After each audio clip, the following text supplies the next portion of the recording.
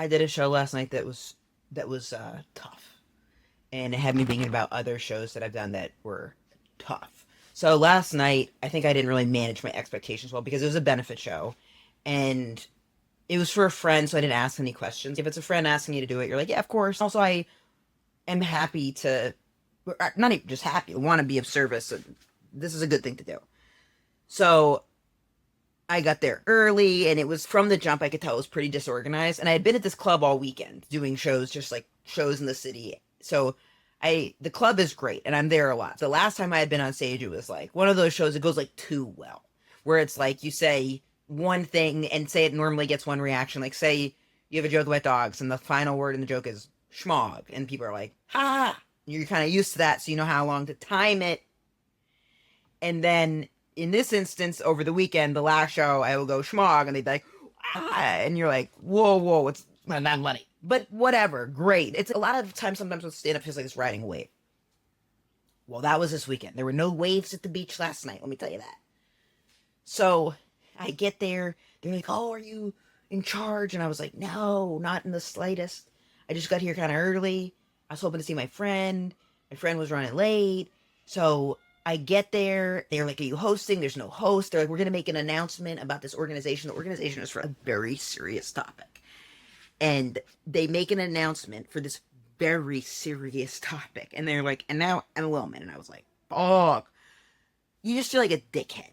So I go up, I'm trying, and there's these lesbians in the front row, and they're so fucking angry. And I don't know if they're angry because they had a bad day at work. I don't know if they're angry because of, thinking about what's happening to the people that they're raising the money for. I don't know if they're angry because they have an angry face. But in my mind, I'm okay. Like, you're just trying to read the room. It's be like if you're trying to dance with someone and they're looking at you like, you'd be like, let's stop dancing. But I can't stop dancing because the show must go on. And then that's just the front table was all lesbians, and the people behind that were a bunch of gay men and straight people that are whooping it up and having a good time. But these godforsaken lesbians. And let me tell you something. I want to, when I go to a show and lesbians are friendly, oh my God, I want to kiss them right in the butthole. Because it's like, oh, it's so nice, And I don't really have that many gay friends right now. I would say my friends in adulthood are, yeah, straight women and then gay men. I don't have any, I feel like I'm blanking, but yeah. So these lesbians last night were vicious. Vicious. Here's the thing too. Sitting in the front row is a lot of pressure. I am empathetic to that. I feel for people sitting in the front row, and I never want people to feel like they have to have a certain reaction. But also, if you're going to be like, maybe, don't, or even if you're just sitting, not, whatever. But it's hard to not get in your head about it. But you're like, okay, just look over them and look at the people behind it who are laughing along, whatever. But these goddamn, and one of them I stopped and I said, is everything okay? And the woman goes, I'm an accountant. I went, got it. So, do the show last night. And I'm all right. I want to make this a learning experience because I had started getting resentment at the whole situation. And then I talked to a support group I go to. I talked to someone from it, and he was like, "Okay, what was your part in it?" I was like, "I didn't ask any questions. Also, I'm ungrateful. Like these people are dealing with this horrific situation, and then I'm like, when they didn't have a host. What's the right word? Like it's ego. It's ungrateful. It's things that I don't want to be. So." I'm grateful that I had that learning moment from this because I hadn't been doing any support group or self-help stuff whatsoever. And when I'm not doing anything like that, then I would have just been pissed. I would have been like, fuck this, fuck that. Everybody's unprofessional, whatever. It's good to look at my part in it because I can change what my part in it is. So I was like, oh yeah, this is why it's good for me to be doing these support groups. Even though I'm half-assing it to the fullest, I'll go, I'll be on my phone, I'll drink a coffee, I'll go to the bathroom, I'll leave. But I'm just getting myself in the room. And for me, with any type of addiction stuff or support group stuff, it's not what you were doing, it's why you were doing it. And usually you're doing it to escape life, to numb out, to try to control how you feel because you're so uncomfortable, right? So I was glad to have this be like a learning moment. But then it made me start reflecting back on other bad shows. And when you start out with stand-up, it's all kind of bad shows. You just don't really realize how bad they are until you do shows that have a good setup, like a microphone and lighting and other people there. So I'm going to walk you through some bad ones. Okay, this is the first bad one. And this was formatively bad. Okay, So I'm in Boston. I graduated. I had no plan when I graduated. I took a job being a recruiter, right? I was living in my own apartment. I get laid off. I'm living at my mom's house. I'm catering, who's doing HR for a catering business. And I'm catering. I started taking classes. I took a couple classes at Harvard Extension. Those were hard, let me tell you. Two of them were for other people that were just taking classes at Harvard Extension, like anyone could take it online. And then one of them, you were put in with actual Harvard students. You weren't allowed to look at them in the eye. You weren't, I was online. This is way pre-pandemic, before this was a popular thing. So one of them was online, and I was just watching the videos of this class.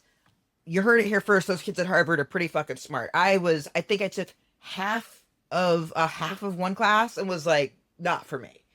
Like, they were using words I didn't even know could be part of the human experience. So I'm taking classes, I'm catering, and I start doing open mics at night. And I took a comedy class at night too. And this guy on Facebook, I remember I was with my mom, and we're in Massachusetts, and I get this message on Facebook: hey, you get kind of a cool look. Are you any good at comedy? And I was like, not really, but maybe someday. And he goes, well, you got kind of a cool look. Do you want to be in this comedy contest? I said, Rhode Island. I said, yeah, I'd love to do it. So for some reason, I thought it was in Providence, Rhode Island. And I was like, great, Mom, will you drive me there? As we're driving, I go, ooh, it's not in Providence. It's in this other place. It was like 3 hours outside of Providence. Rhode Island is not a big state, so I really missed the mark on that. We get to it. We park behind a truck that had a Confederate flag. We're like, we go in. This place is a biker bar from hell. It's not one of those biker bars where it's like the nice Hells Angels ones where they like volunteer with little kids and like beat up parents that are abusive. Like, it was not one of those. It was like a biker bar because it would be less harmful to have these people in cars. So they're like, maybe let's put you in a bike. You can do less damage. It's not a good situation. So we get there, right when I walk in, they're like, you're supposed to bring other people. I go, I just brought my mom, but I'll buy tickets for the other people. So I end up paying like $100, and they go, you two have to get separated. They're talking about me and my mom. So I'm like, okay. They're like, you have to go over there in the pen or something like that. So then I leave my mom at the bar behind this guy who I'm 100% sure positive was the guy who was in the truck with the Confederate flag, just based off of the mutton chops on his face, not the profile. So I'm like, fuck.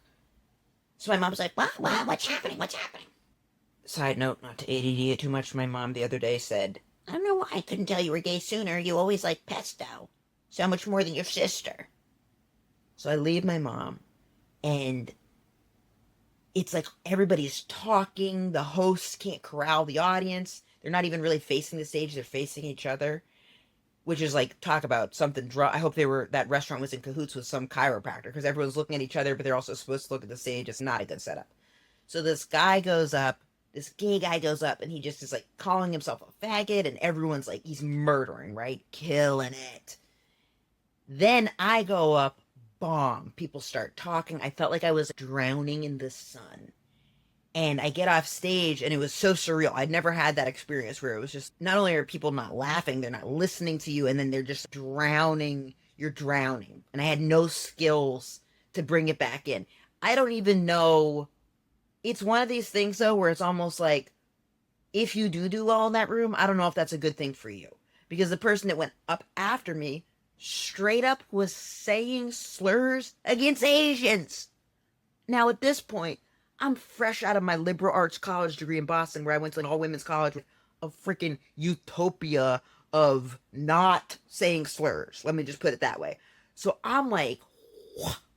And I knew I didn't win the contest, but so with my mom and I were going to leave, but I'm hearing someone say slurs to uproarious laughter, which to me it was some of the sickest, most fucked up stuff I have ever heard. I'm not even going to repeat it out of respect for your brain and mental imaging. It was so fucked up. And people laughing, that's like them being like, oh, we agree. Ah, I know what you mean. Ah. Disgusting. So we leave. My mom and I drive the whole way back to Boston in silence. We get in front of her condo where I was also staying, so I guess it was mine too. And she goes, you gotta go to grad school. That was a bad show. That show was so bad I went to fucking grad school because of it. I got a scholarship somehow too. I don't know what. I don't think it was a full. I don't really. It was like a kind of a situation, but that was a bad show. Okay, here's another bad show.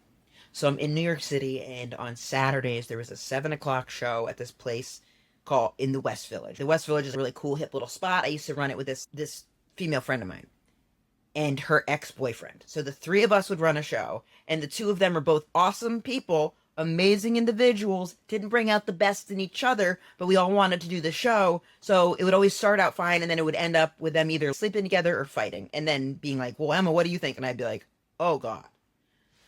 Both really funny though. So we would run this show, and we would try to get people to come. We would stand outside and say, want to see a comedy show? Want to see a comedy show? And then we would give people a shot, and we would fill it up, and then we would do the show, and it would be fun. And we would get to book it, so we would get to pick the other comedians on it. So my mom is in town. My mom has been to some of the worst shows I've ever had. So my mom, I'm going to tell you another one after this. So my mom's in town with her good friend Jean, who I love. Now, a little backstory on Jean. Jean was married to the same guy for years and years, 30, 40 years. He was a really powerful lawyer. And then she got suspicious that he had relapsed and that he was maybe cheating on her. So she hires a private detective, private eye, and the woman's like, he has relapsed and he is cheating on you with this dominatrix. Jean's like, fuck. So, little backstory of Jean. So my mom, Jean are visiting. They're like, we'll come to your show. So they come to the show, and the comic before me, who was a friend of mine at the time, I don't think he does comedy anymore, he's on stage, and he's a person of color, and he's like talking about white women. He's like, these fucking white women. He goes, here's the thing with white women. He's like, they don't blow their husbands. They nag. And then what happens is the husband is probably going to go do relapse on drugs and hire a dominatrix. And I'm like, ooh. And then my mom marches out of the room, and I go out too. And she's like, what did you tell him about Gene? I said, I have no idea where he got that from. I've never seen him do that joke. And then she goes, Gene is very upset. Brutal. That show wasn't necessarily bad for me, but it was like a bad goddamn time, if you know what I'm saying. So that was a bad show. Another bad show with my mom. It was my birthday. And my friend Jabron and I had this show called The Gun Show. We were meeting it like Bicep. Didn't age well. And it was at this place where you could eat peanuts and then you just throw the peanut shells on the ground. Everything in New York, there's all these places in New York where it's like they just are trying to differentiate themselves a little bit. So you do something like that. Like they'll be like, grilled cheese only store, or just like there's so many choices here. So if it has like one little differentiation thing, it's like a talking point to be like, oh, where do you want to go tonight? What about the place where you throw the peanuts on the ground? Okay, what about the one where you put lollipops in your butt? No, we'll do peanut place, whatever. Just a little differentiation thing. So we ran a show at it, and we thought this would be great. We'll say, come to the comedy show with the peanuts on the ground, not thinking peanut shells crunch like a motherfuck. So you'd be on stage, and if the wait staff is walking around, it's like not an ideal setup, but you live and you learn. So we run it. My mom comes with her friend Marilyn. Marilyn is a former FBI agent. Marilyn's also awesome. One of my favorite things about my mom is her friend group, right? So Marilyn's there, and there's a comedian. He's very successful now, Chris Stefano. He's on stage, and he talks a lot about his dad being in the. Now Marilyn worked on mob stuff her entire life. She worked. She was one of the. If you watch, there's a documentary on Netflix. Her name's Marilyn Luck. She's in the documentary, and it's about when they first started doing wiretaps on the mob. So she's in that. She's awesome. And she was one of the people that would like listen while the mob was being wiretapped. And then she went to Puerto Rico and did stuff with mob stuff there, but that's like her whole world mob, right? So she's at the show. He's talking about his dad being in the mob. Now, I don't think his dad really was in the mob. I think he's just saying that for comedy. My mom and Marilyn, I've gotten them a bunch of wine because I feel nervous about them seeing me do comedy. So they're like a little sauced up. And I see Marilyn out of the corner of my eye jump up while this Chris is on stage joking about his dad. And she just yells, don't name names. Don't name names. I don't know if she's ever been to a comedy show or what's going on. He's like, what? And I'm like, oh no. And she's like, don't name names. And he was like, what are you, an FBI agent? And she was like, said her like freaking badge number or something. So that was a bad show. Another bad show. The same girl I used to run the comedy show with her ex-boyfriend in the West Village. So she started headlining long before I did. And she would bring me to open for her sometimes. This is a friend of mine. Her name's Kate Wolf. I haven't talked to her in years. So she's like, hey, I'm doing this show in Philly. It's a benefit show. This is crazy. She's like, it's a benefit show. You can do 20 minutes. I'm going to do 40 minutes. We'll take notes for each other. It'll be fun. Yes, yes. We can stay at her mom's. Her mom lives in Philly. And it was fun. I remember, besides, let me tell you what happened at the show. So we drive down, we kind of make a day of it. We spend time with her mom. I remember afterwards, Kate was like, oh my God, my mom's like pressuring me to be a lesbian now. Because we all went to dinner, and then afterwards, her mom was like, Kate, you and Emma have good chemistry. And Kate's like, yeah, Emma's my friend. And she was like, well, you know, you never know. And we were like, oh God. It was cute though. So we go to the show, right? I should call Kate. It's been years, years. We go to the show. We didn't ask what the show was a benefit for. There was like a name where it seemed like it was like for some foundation. The person putting on the show doesn't mention it. Buckle up. If you get secondhand embarrassment, please fast forward. So I go on, and I remember, now I'm not one to say, I don't let, usually if you meet someone who's like, I killed it, that's a red flag. Killed it means like had a good show. That's kind of like, you can say they liked me. I only judge if a performance goes well based on if I tried new jokes, or sometimes I'll really feel like, oh shit, I nailed that timing wise, or something like that, right? In this particular moment, it clicks. And I'm new to comedy, but it's like for whatever reason, they love me. They're like, yes, right? It was really blue collar, like Philly. I kind of like won the guys over and then won the women over, and they were like hooting it up and really into it, right? So I get off, whoa, that goes well. Remember how I told you earlier how sometimes you say shamuffin and then you get more of a than it should be, right? That whole set was like that, right? So I get off, and Kate's like, okay, great. And I had been doing some crowd work, so she's like, I'm gonna go into crowd work too. So she starts, she's killing too. Things are going great. There's a guy who at this point is like pretty drunk and no one's sitting next to him. She goes, where's your date? And then everyone goes, and she's like, where's your date? And it gets weird. And she's like, what? Is she in the bathroom? Doesn't seem like she's coming back. Maybe she's not as into you as you're into her. Something in the room, it was like, you could hear a pin drop. So it happened quick, because it was like, ha, it'd be like one of those things, like you're in a circle where like everyone's sharing a story, and you're like, oh yeah, totally, like, yeah, like my uncle used to make us put cucumbers in our butt, and everyone's like, wait, what? No, like you were molested. And it's like you've said something way over the line. I couldn't think of a good analogy. I need to work on that. I think because of the phone use that I do, the scrolling, my short-term memory and analogies are very bad and obvious and explicit, and I really need to work on that. But it's like, say everyone's like talking about the type of snacks they like to eat.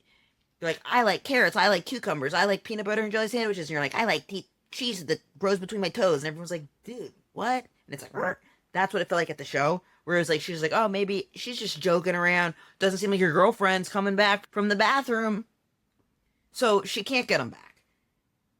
They are mumbling like the room is dead, and then she's got like 40 more minutes on stage. She gets off stage, we're like, what happened? The guy that runs the show is like, oh my God. He's like, I'm so sorry. This guy's wife, he was like, the fundraiser is to afford a coffin for her funeral. The guy's wife had a heart attack in the bathroom. I ask you, how were we supposed to know that? And when we're leaving, we noticed the sign.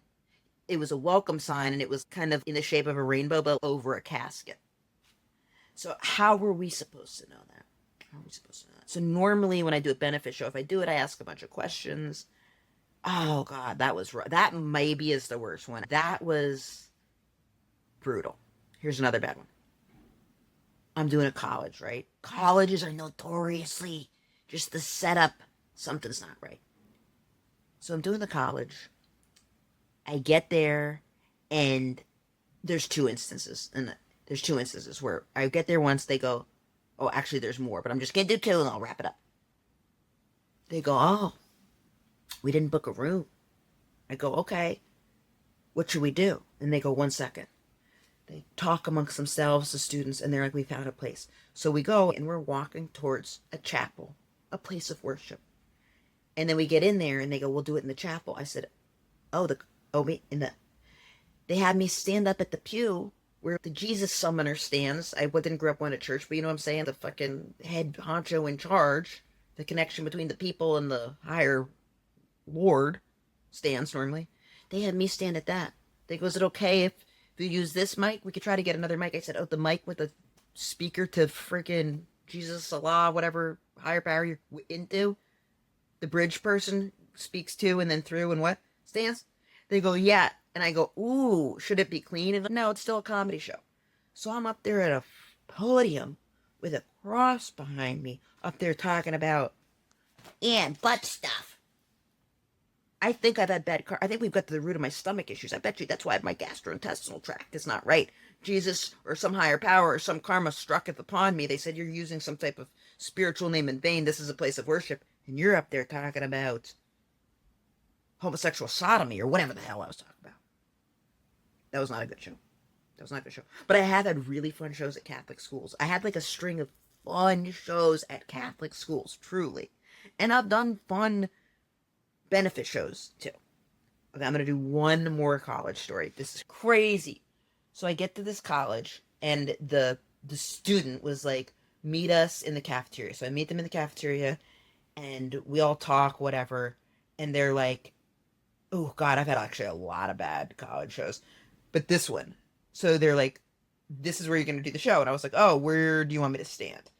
They had me stand on a table in the cafeteria. And these cafeteria tables are wiggly wobbly. They're not set up well. They're wiggly wobbly. Now at the time, I used to snort Adderall because I was just propelled by anger and feeling like I had to prove myself. And I had a drug problem. Why am I beating around the bush? I would snort my Adderall. And drink a bunch of Red Bull and then wonder why I crashed. And then I wonder why my adrenal system crashed. So I remember snorting some Adderall. And I remember actually being grateful that I snorted the Adderall that day because it allowed me to do that. Because I don't think if I was in my right mind, I would have been able to stand up on that. Do you know what I'm talking about?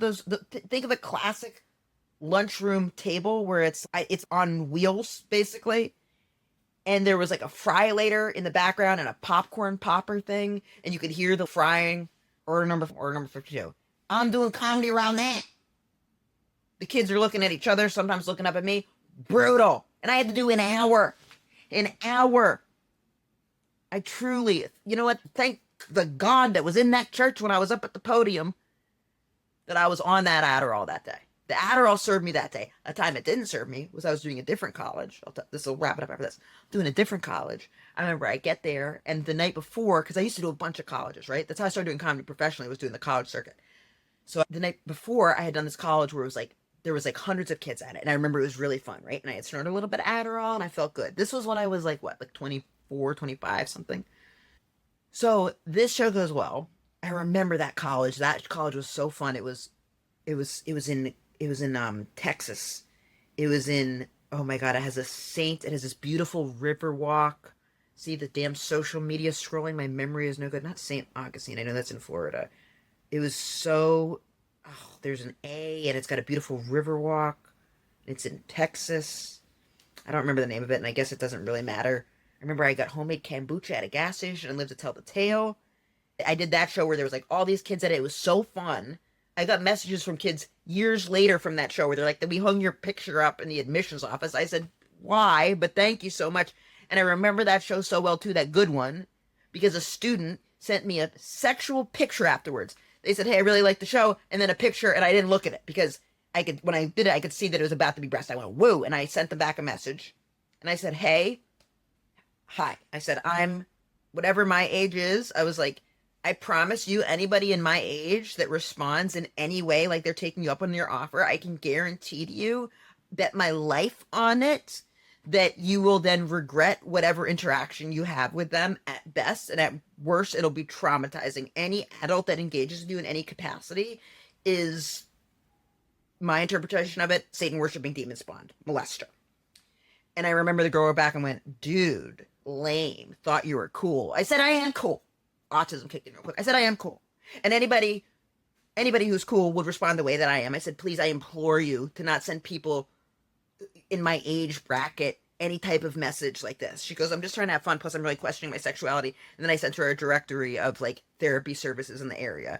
And she just wrote back, LOL, boomer, or something like that. But I remember being shooketh because I clicked the thing and then it was like some picture. So I had done that show the night before. And there's like all these kids at it. And it was like, this is the thing when you use substances. Works till it doesn't. Seems great till it isn't. Oh my God, I've got the solution to all my problems. I've got this little cheat code until it's not.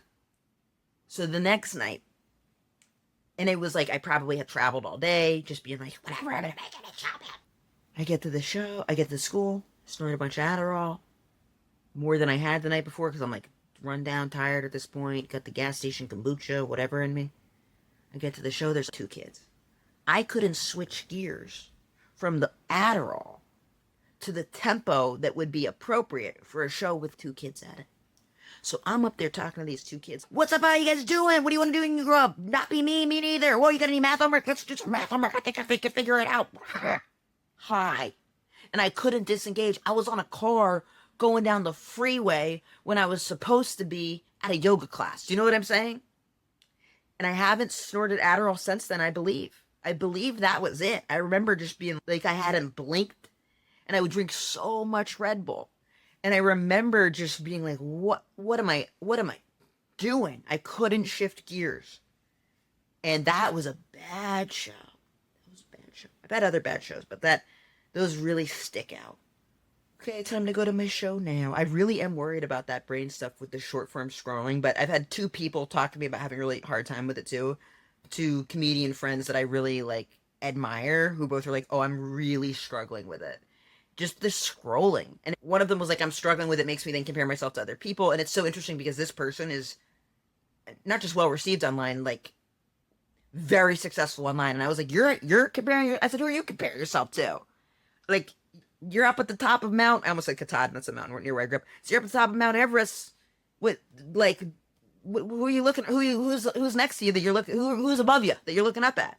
And they're like, oh, it makes me feel bad. It seems like everyone's in a good relationship. And I was like, wow, we compare and despair. It's just a human thing. And it's something that we can all work on. We have no idea what's going on in someone else's brain. So they were like, I'm really struggling with it. I need to stop doing it. And then the other person was like, it just helps me tune out, but it's affecting my word recall. I said, me too. I said, I swear it's making me dumber, but at this point I'm too dumb to figure out if I'm dumber or not. And he just said, LOL, but I said, I'm telling you. Because I was like, I think it's messing up my neuroplasticity, which I don't even know what that is because I'm too stupid because of the scrolling. But I was like, it's messing, I truly feel this. Do you feel this at all? It's making it so anytime there's a moment where I'm a little bit uncomfortable or there's a pause, I take out my phone and I start scrolling and it distracts me. And then it makes it so it's I'm never sifting through my thoughts. One thing I've learned about with the body, so our cells, we have these things when the cells are no longer working, sentient cells get cleaned out. And that's what happens when we sleep. We get the dead cells out of there so then the healthy cells can move around and do what they do. You do not want to have a bunch of zombie cells around. And one thing that clears that out is fasting. I am not even touching that. That is not for me. Another thing, there's certain supplements you can take. There's certain things you can do to clear out these zombie cells. But I am convinced that there's some equivalent of dead cells that become deader. Please just don't, it's not the specific word, it's the overall message. Just bear with me. Some cells become deader. I promise you. There's a movie called Limitless where he takes this pill and the pill makes him really smart, use all his brain, and then there's these scenes of him before it where he's just like an idiot. That's me now.